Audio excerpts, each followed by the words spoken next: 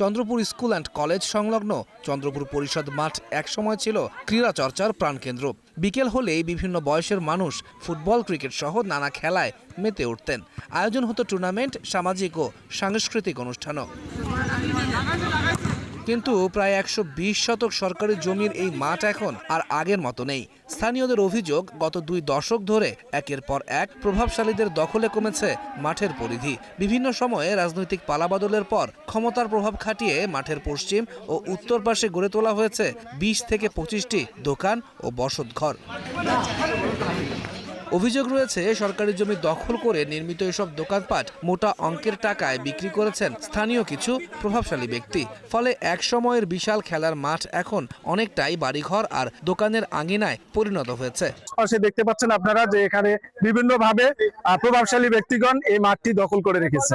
যেভাবে মাঠ দখল চলছে, দেখা যায় যে 6 মাসের মধ্যে এই মাঠটা একবার পুরা ধ্বংস হবে। নিঃস্বার্থে ব্যবসা প্রতিষ্ঠান বৃদ্ধির জন্য এবং জায়গার প্রয়োজনে বিভিন্নভাবে ফাউন্ডেশন দিয়ে বিভিন্নভাবে ওনারা দখল করার চেষ্টা করতেছে। খেলার উপযোগী ছিল মাঠটা, আর তখন থেকে আজ পর্যন্ত দেখতেছি মাঠের অবস্থা অত্যন্ত একবারে ছোট হয়ে গেছে। শুধু দখলই নয়, হাট বাজারের ময়লা আবর্জনাও ফেলা হচ্ছে মাঠে। এতে পরিবেশ নষ্ট হচ্ছে, খেলাধুলার পরিবেশও নেই। কিছু উদ্যমী কিশোর তরুণ এখনো খেলতে আসে, কিন্তু তাদের বল দোকান বা বাড়ির আঙিনায় গেলে শুনতে হয় কটূক্তি। স্থানীয়দের দাবি, খেলাধুলার জন্য দ্রুতই দখলমুক্ত করতে হবে এই মাঠ।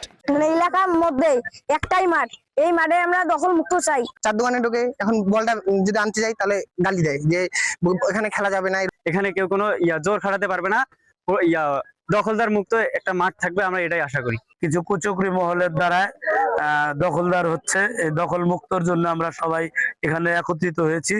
বিষয়টি এরই মধ্যে দৃষ্টিগোচর হয়েছে স্থানীয় প্রশাসনের। মিলেছে দ্রুত পদক্ষেপের আশ্বাস। বৈধ যে দোকানপাট উঠেছে তার সংখ্যা 18 থেকে 20। প্রশাসন এই ব্যাপারে অবগত আছে এবং আমি আজকে সেখানে যাব। আমি এই বিষয়ে ব্যবস্থা নিচ্ছি। আইনগতভাবে যেভাবে রিপোর্ট নিয়ে উচ্ছেদ কার্যক্রম শুরু করতে হয় সেই রিপোর্টটি আমরা নিয়েছি। আজকে আমাদের সহকারী কমিশনার ভূমি, আইন শৃঙ্খলা বাহিনী সহ সেখানে যাচ্ছে। যেটুকু কাজ হয়েছে সেটুকু উচ্ছেদ করে দিয়ে আসবে।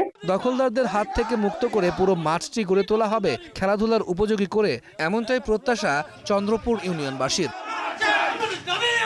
তৌহিদুল ইসলাম, স্টার নিউজ।